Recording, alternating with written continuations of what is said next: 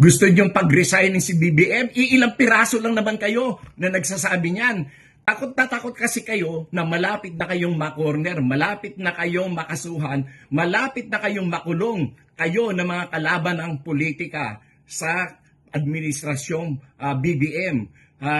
Nagsisigawan kayo, iilang piraso lang kayo gusto mag-resign, samantalang mas marami ang naniniwala at kumakampi kay Presidente Bongbong Marcos. Yung mga aligasyon yun ng mga adik-adik na yan, lumang tugtugi na yan, wala nang bumibili dyan. Kahit nga noon pang binabato yung issue na yan kay President Bongbong Marcos, anong nangyari? For the first time, a majority elected president ang ating naihalal for the first time. At for the first time, nagkaroon ng boto na pagkarami-rami ng 31 million plus. At yan ay kauna-unahang nangyari.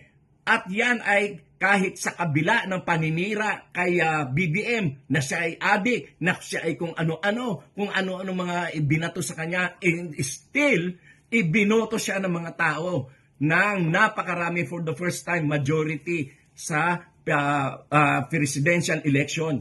At yung mga adik-adik nan, lumang tugtugi na yan, wala nang bumibili dyan. Kayo lang na mga bumibili dyan, yung mga kulang, yung mga bobo